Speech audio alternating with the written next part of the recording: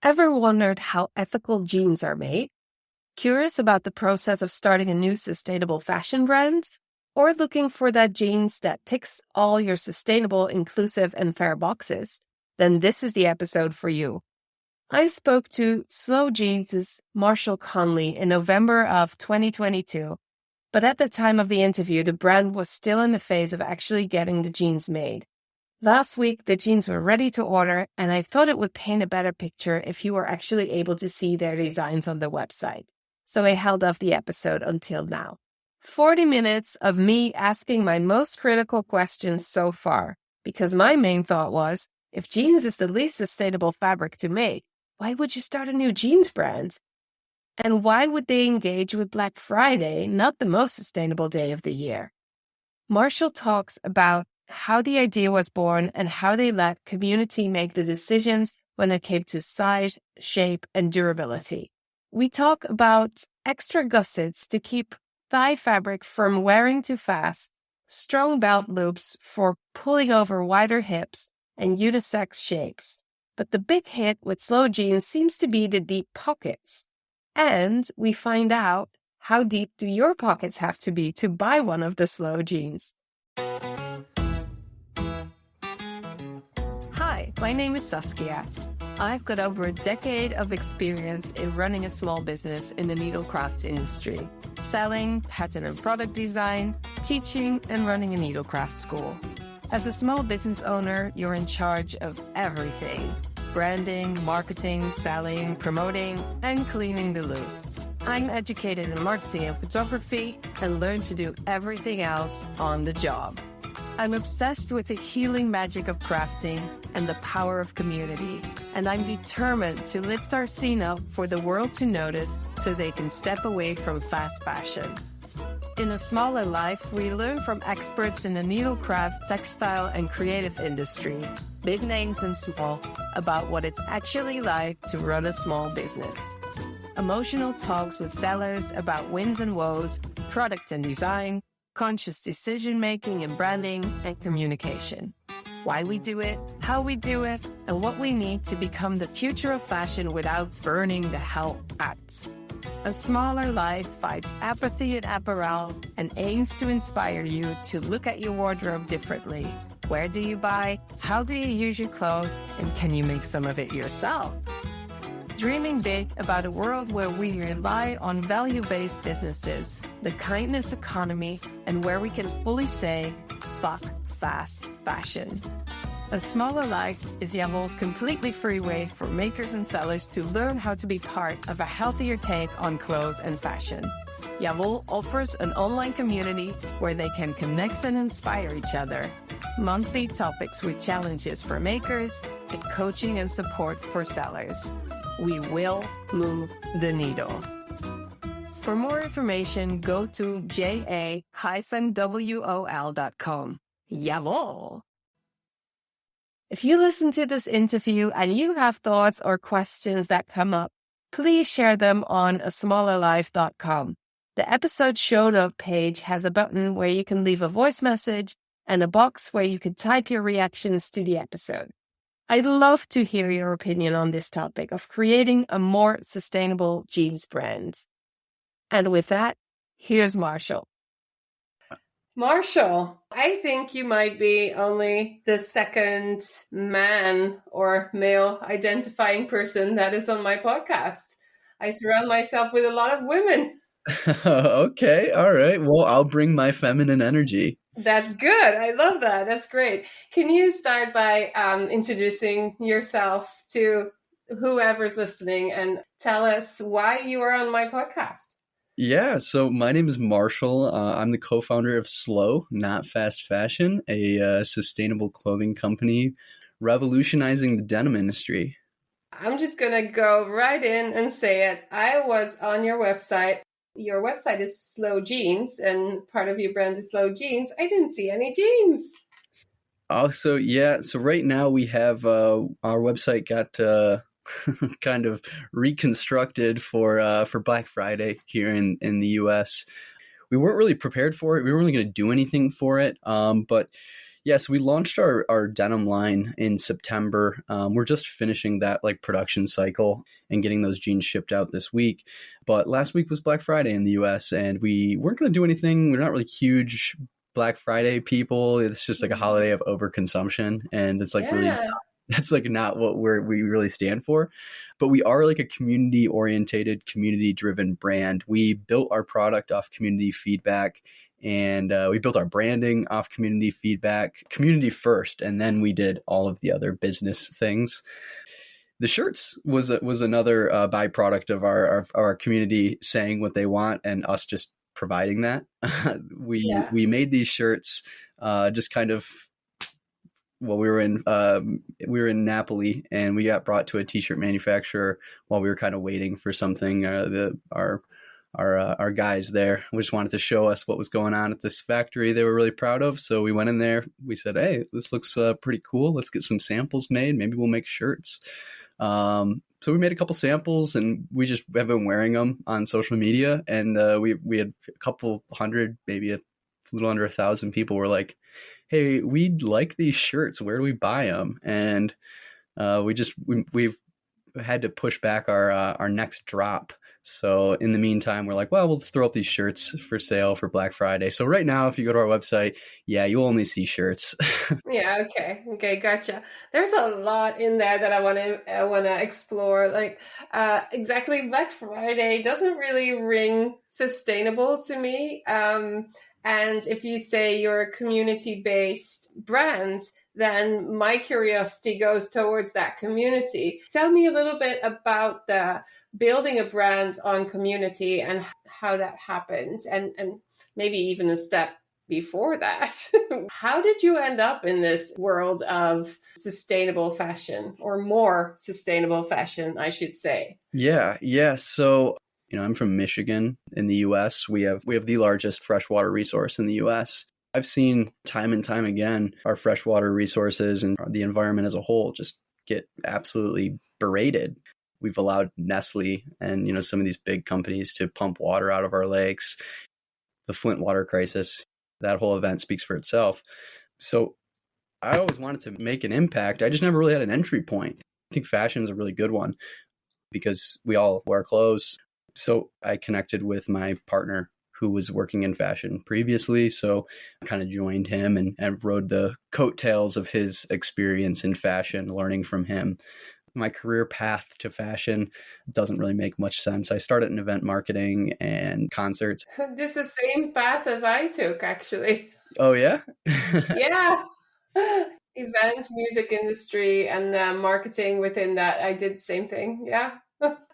Yeah, I know. I like what you're saying, that there's absolutely no reason not to start a good, solid, sustainable brand just because you want to. And you can learn as you go, or you can learn a little bit beforehand and then start taking action. You can meet people and work with them.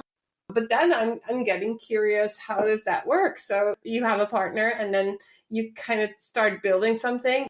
You just said you have a marketing experience, which is one of the basic things that you kind of have to have in place to build a brand. You want to make a difference in the world, like make an impact, and you decide fashion is a good way to do it. And after that, how do you proceed?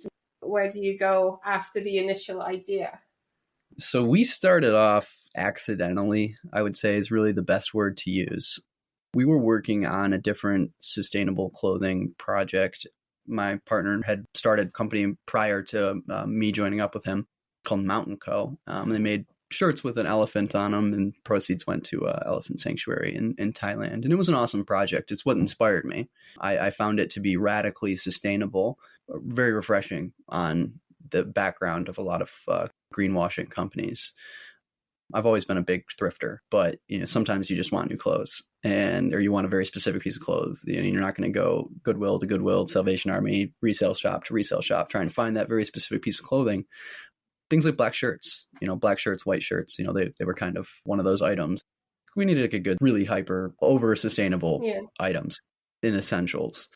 Came across Christian and I really wanted to work with him. And I reached out to him for like a year and a half saying, hey, I want to work for you. I want to work for you. I want to work for you. And he finally got back to me. By the time I joined up with him, he had about 8 months previously made a TikTok where he went to a thrift store and he bought some jeans and he liked the material. The fit was good. And he went to go wear them the next day, and he was walking down the street and went to go put his phone in his pocket.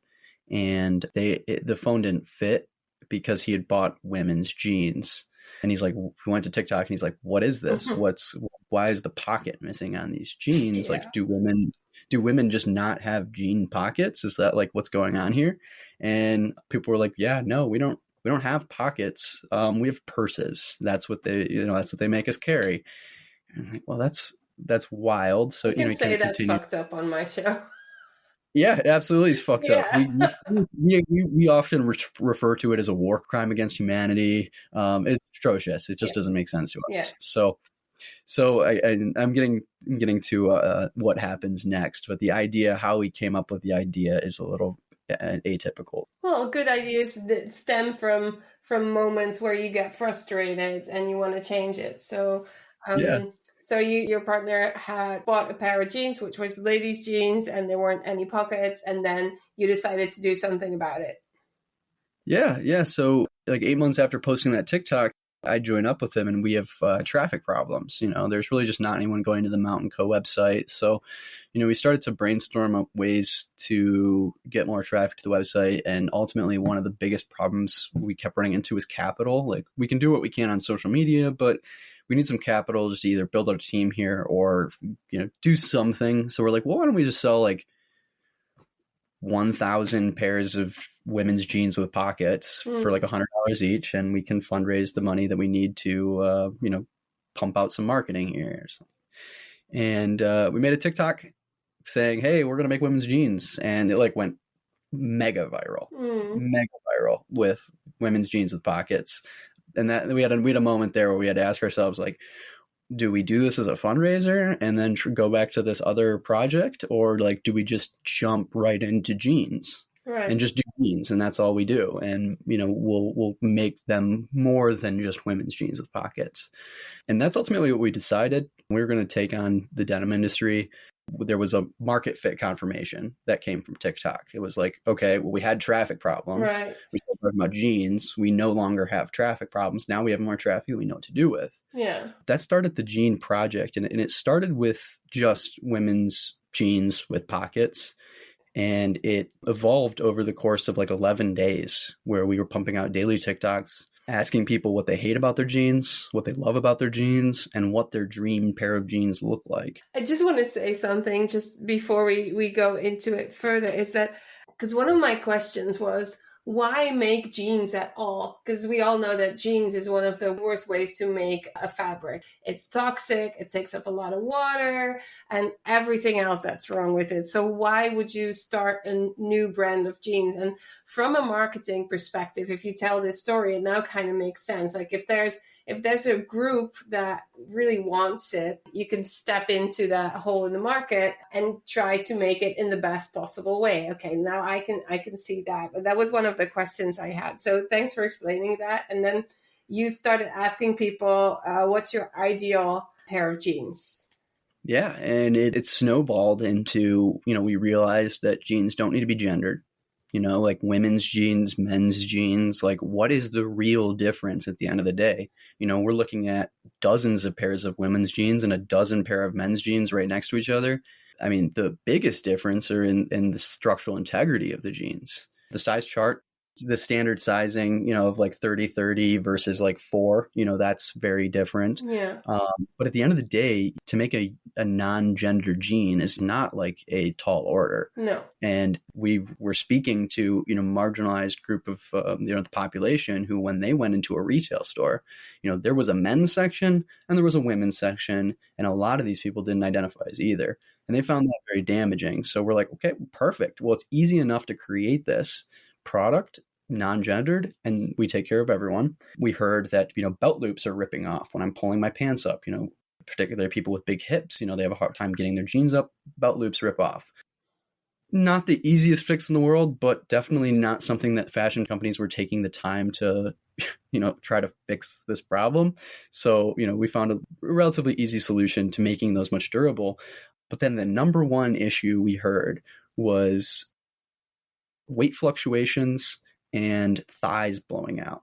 And this was a universally felt issue between men and women, but much, much more prominent amongst women. Larger thighs, the thighs, they're being stretched constantly. There's a lot of pressure there. The seams are just right next to each other, so they're just rubbing on each other all day. Tell me about it. Yeah. So at the end of the day, at the end of like this 1 month period, in concept, the idea was to create non-gendered reinforced belt loops, a gusset system on the hips. And for those who are listening who aren't maybe sure what a gusset is, it's like a triangular piece of fabric that allows like more flexibility in this context. You would see like gussets on the inside thigh of like a Lululemon legging. We put a gusset there on the inside thigh, on the outside hip. We added an adjustable waistline and an exterior like adjustable waistline system. And then we built it on a sizing chart that takes into account your waist, your hips, your thigh, and your inseam measurement. They're not tailored, which was an important designation, but they're made to fit your body measurements. You're assigned a size that's highly specific. Our size chart's about 5 times larger. And what that really does is the better a pair of jeans fit, the longer they'll last you. If your seams are under constant pressure, they're going to break. And you asked why jeans. I think you are right. Jeans are probably one of the more harmful pieces of garment you can produce. And I think that's also exactly why. If we can take this highly toxic, pretty damaging article of clothing and make it durable, produce it, ethically and consciously, I think then we really achieve something. We are working with a stretch denim, which that stretch denim is even worse than like, yes. we are working with stretch denim, and we're working with a company in Italy to produce a biodegradable denim, completely biodegradable stretch denim using an organic material for that elasticity. We're not there yet, but we are working to create a highly, highly sustainable product. And we are proud to say that we are the world's first carbon neutral denim company, as certified by our partners at One Tribe. We have leaps and bounds to go in making a ultra sustainable piece of denim clothing. But yeah, from there, it was like fundraising for research and development and making the product. So when do the first models, when are they planned to roll off the belt? Yeah, so the first drop that sold in September is just shipping like today. Okay, that's exciting. So you already are producing the jeans. Yep. So we're producing the what we call V1. They're not the end game. These jeans are going to get better and more sustainable over the course of the next 365 days. Our V2s come out. We'll drop those in January. Probably another 2 steps to creating the jean that we are like fully I don't know, we're proud of what we've created so far. Absolutely. That sounds great. But if you don't have a background in fashion and stuff, how do you get to the manufacturers? Where do you produce it? How do you know about doing things better? Does it involve a lot of traveling? Where are they produced now? Let's start there. Yes, we produce our jeans in Napoli. And I think this is the hardest. This is probably going to be the hardest part of starting a clothing company. Now, it's easy to lean on like a white label service, but the transparency of the product, your control over the product is going to be a little bit less. And, we wanted to have our whole hand on it. So we found our connection to our manufacturer at a trade show. Christian met him a couple of years ago at a trade show in England, I believe. And we just reached out to him and we're like, hey, just by chance, anyone who makes jeans? And he was like, oh yeah. It's something we really, really believe in here is we will not work with any factory or supplier who will not let us show up to look at everything. So yeah, it does involve a lot of traveling. We spent most of the month of September leading up to launch and then post our launch, making sure that everything was going off without a hitch. We don't trust anyone when it comes to ethical labor and, sustainable practices. We will be there when the jeans are being produced. Yeah, because it's going to be so complicated. There's so many things you have to take into account. You mentioned a lot of things already from the viewpoint of the product itself and how it offers good jeans for a wide variety of people, which is one way of looking at it. Then you have the supply chain. Then you have the way it's made. It goes on and on and on. And you talked about greenwashing. How do you ensure that people know that you are the real deal? How do you communicate? Because people are not, like, they're getting smarter and smarter. And that's why, as a marketeer, I was like, why are they doing Black Friday? That's in the view of a marketer, this is like an alarm bell to me. I'm like, hey, why is there a Black Friday there? And someone that's really focused on a more sustainable, more conscious way of doing things. My big question is, how do you ensure that people know that you are not greenwashing?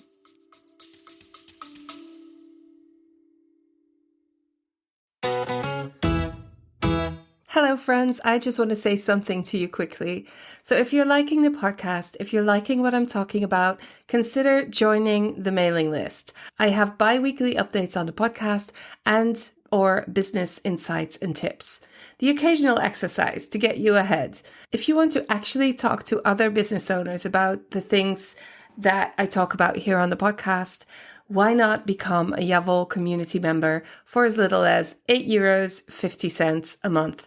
That's like buying me coffee and a croissant. But don't do it for me though. Do it for yourself, because I promise that you will get something out of it, either the emails and or the community. So you can either go to the show notes or sign up through yavol.myflowdesk.com/pattern shift. I hope you'll join us.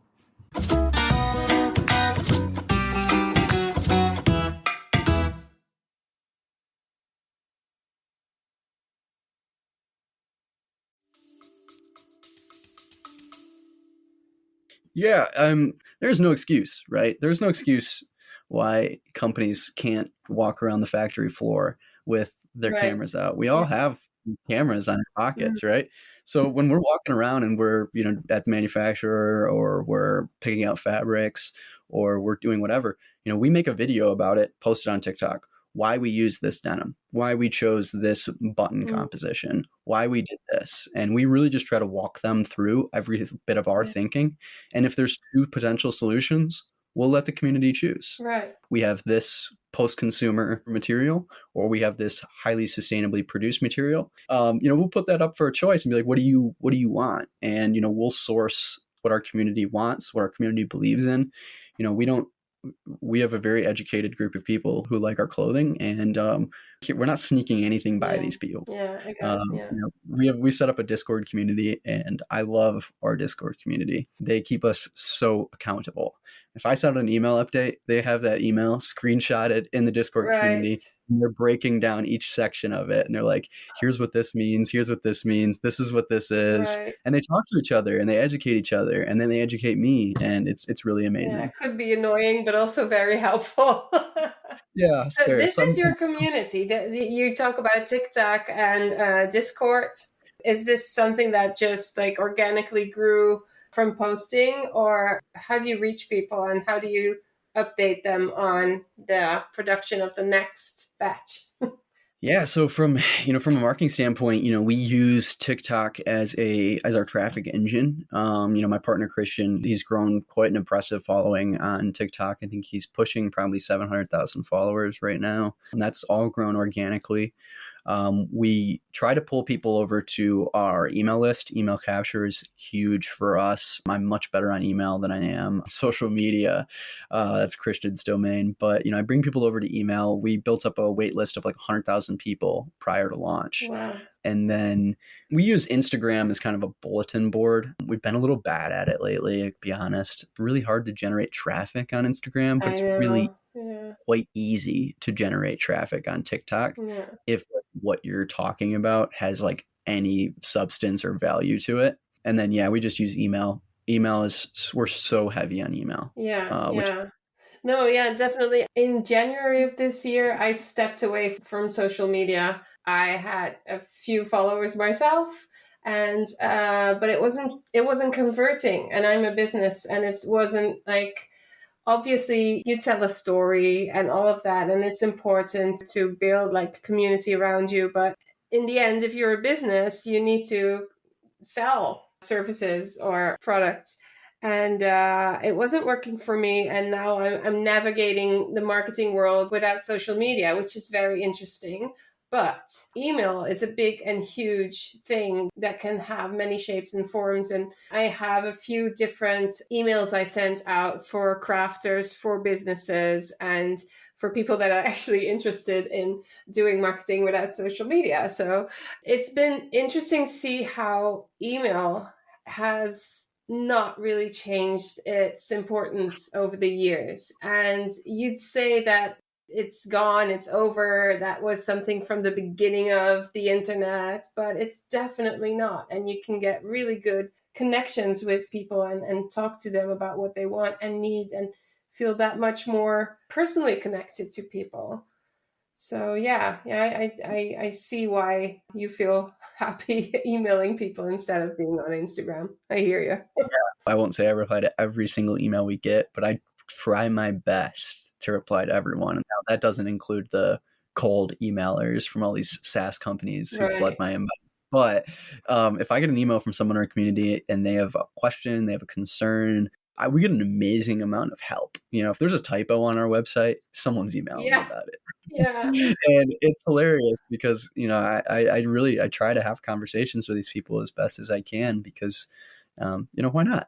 We try to gamify our emails. We did a really good job pre-launch making emails fun, capturing people on those emails and getting them to spend time on the emails. And I did it through Easter egg hunts of all things. I would just like hide a little character in the email and I'd say, hey, if you find him, you'll be entered to win a pair of jeans when we launch. And, I did a 10 by 10. I did 10 emails in 10 days and every one of them had a little Easter egg in it. And there was some days where I got like 6,000 replies. Wow. And I had to help. I had to have our pull in our customer service help and help of my girlfriend just to reply to every single one. We're just, at that point in time, we're copy and pasting replies and like that's that. But getting through all of them, making sure everyone knows, hey, I got it. You were right. You got it. You found it. And email can be fun if you make it fun. Yeah, absolutely. Yeah. It can be boring if you don't make it fun, of course, but yeah, and it really has to match your values and your brand. And talk about branding.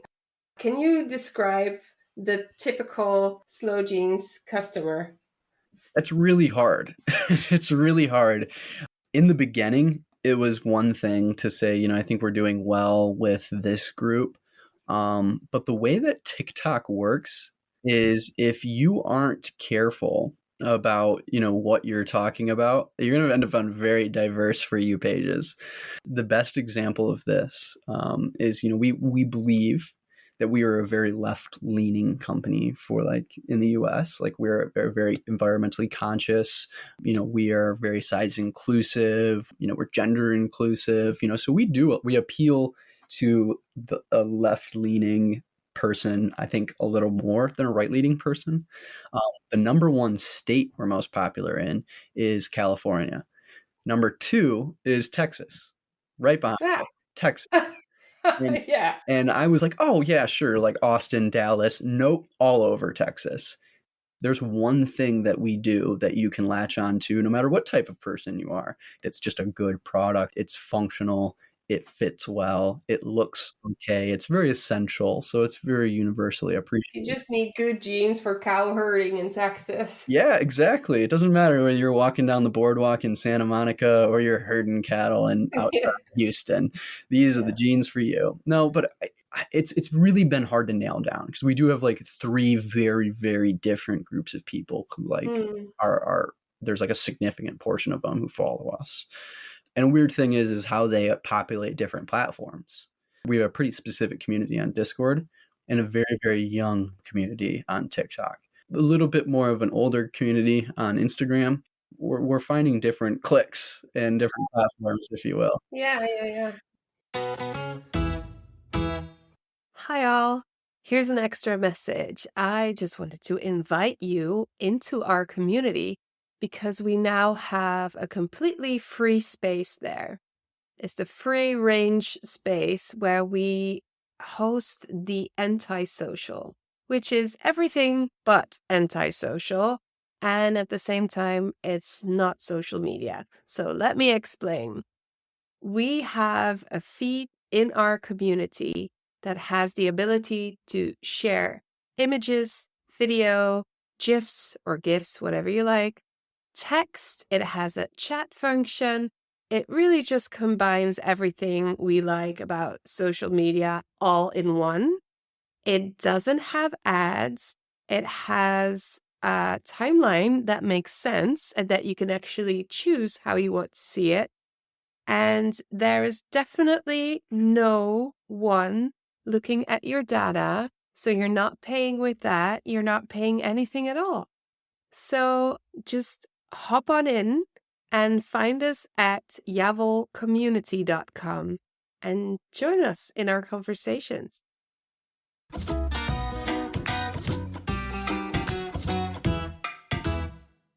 So what do I have to think about? What kind of a price range are we in? Yeah, so we sell our Neutro, which is our gusseted adjustable waist jean. We sell that one for $100. We are making a standard 5-pocket, without the gussets for, I think we're trying to hit like about a $65 price range.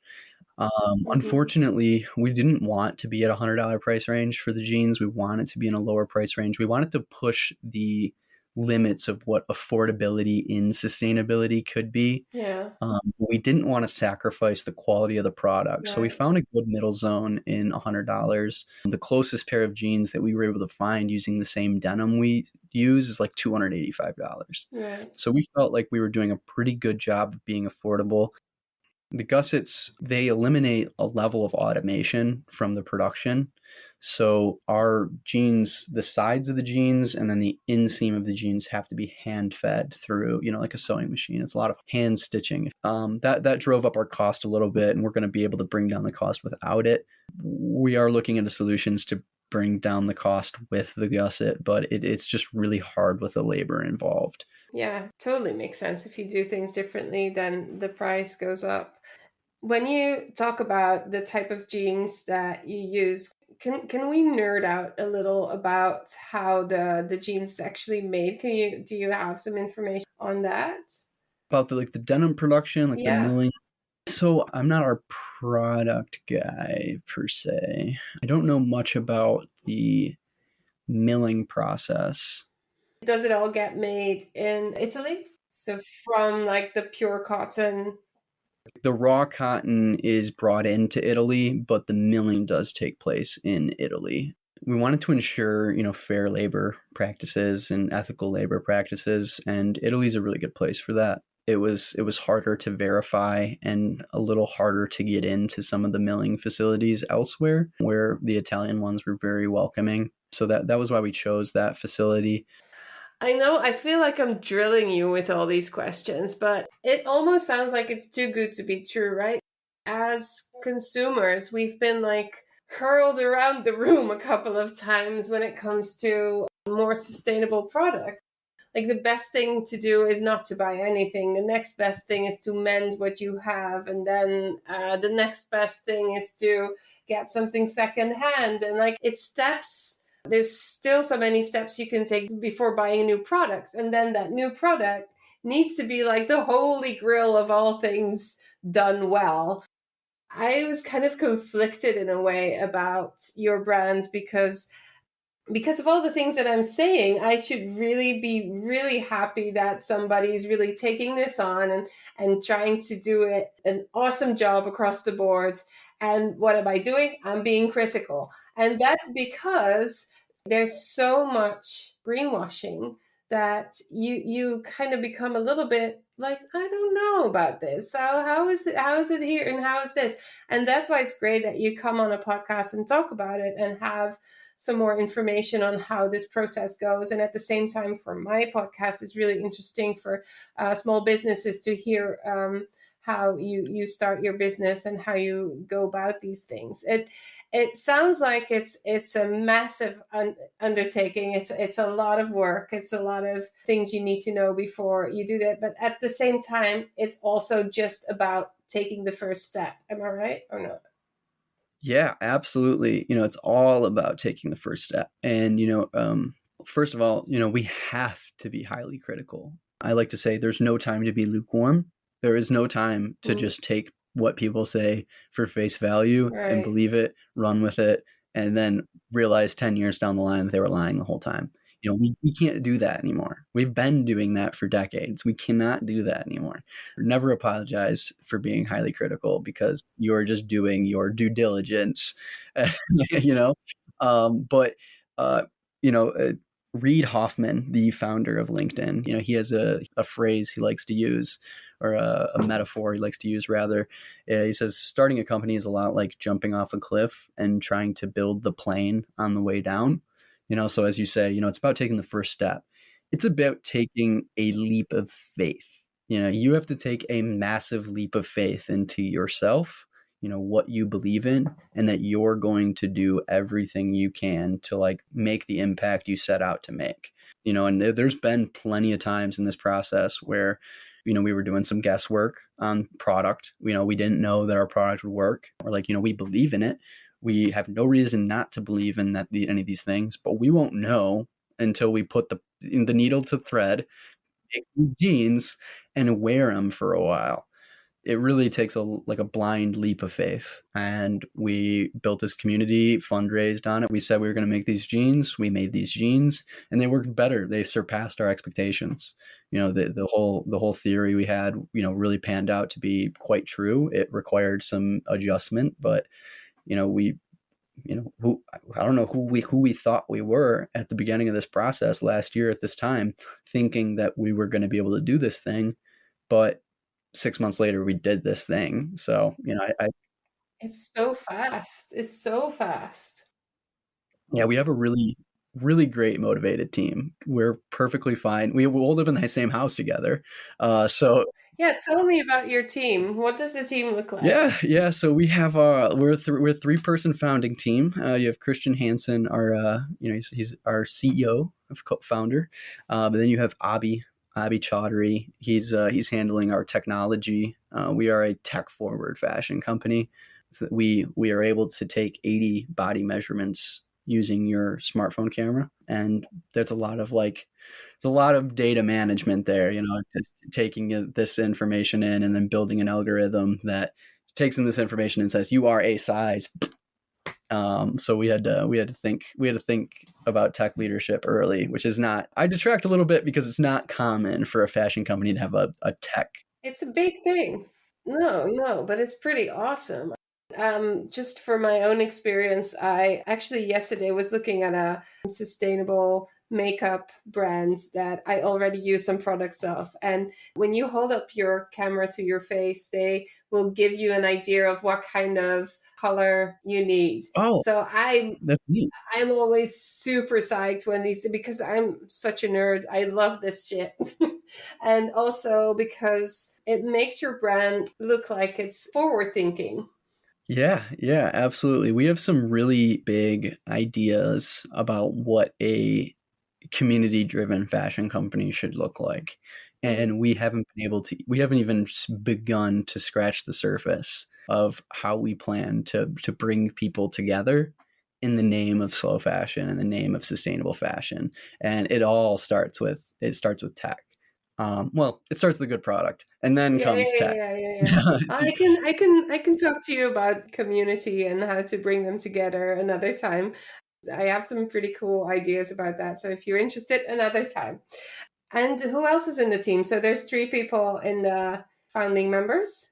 Yep. So that's our leadership team. We also have our head of product is a magical woman named Haley Elsasacer. She is out of Toronto, and she is a force to be reckoned with. She's worked with some really great big names like Miley Cyrus, Joe Jonas, Tegan and Sarah, and she's really got a grasp on like what's popular and what's in and what's new and what people want to see. And we absolutely love her. We would be nowhere without her. So she's amazing. And we just brought on a videographer. He is going to elevate our social media. And then we have a customer service operations person, Mason. And that's pretty much our team. We have a great ground level of volunteers who, help us in and out wherever we need, girlfriends, friends, and stuff. So we are not without a great support network, but we're in growth phase right now, working on bringing on some more people. Wow. And all of this was funded by crowdfunding, or did you also get more? Yeah, no, we completely grassroots crowdfunded this whole project. We worked with a company called WeFunder. It's an amazing website. You can go on their website, create an account, and you can invest in startups you believe in for like under $100. No, I think they start at $100. Starting at $100, you can invest in startups. And it's a really great platform for anyone out there who believes they have something, believes they have a vision. But if you need capital, yeah. I mean, you have a community behind you. Social media, TikTok in particular, is really great for this. We talked about what we wanted to do on TikTok. We said, hey, here's who we are. Here's what we want to do. And if you believe in this idea, you believe in this vision, here's a link. And we had like 900. We had over 1,000 people commit to investing, and I think we had about 920 people actually invest. We have fundraised, I think, a little over $300,000. This all talks to the idea of having a good idea, having your values in place, having a support team, then finding the right people, and then building your brand from there. I mean, of course, it's a lot of money, it's a lot of work, a lot of energy. Well, it's not easy to do, but it's not as hard as a lot of people think. Yeah, it can be broken into, small, measurable goals. I think that's one thing. Starting a company is daunting. But when you break it down into 1,000 small tasks, it becomes manageable, just like any job. Exactly. So when do we get to sign up for more new jeans, and how long do we have to wait? What's on the horizon? Yeah, so I think we are, like I said, we are shipping jeans that we sold in September today. It is November 28th. We were planning on launching another collection this month or maybe next month. I think we're going to take this time to step back, get our organization in check, and get ready to start at the new year with a collection. So look out for an email from me. We'll have a new site up in the next couple days where you'll be able to put your email in, get signed up for the wait list, and we'll let you know as soon as a new drop comes out. All right, that's amazing. One more question. Where can people find you now, and how can they sign up? Yeah, so you can find us on SLOjeans.co. I'm sure we'll link it somewhere. Absolutely. Show notes. Definitely. SLOjeans.co, or our fan favorite, fakepocketssuck.com. You can also find us on TikTok at SLO.co. and Instagram as Extra Slow. Extra slow on Instagram, because the people there are older. A little extra slow. Cool. Marshall, thank you so much for giving me and the listener a little bit more insight in what it's like to build a more sustainable brand of jeans and t-shirts. Yeah, absolutely. Well, this was probably one of the more fun podcasts I've ever been on. So Saskia, thank you so much for making it enjoyable. Love talking with you. Thanks a lot, Marshall. Have a great one.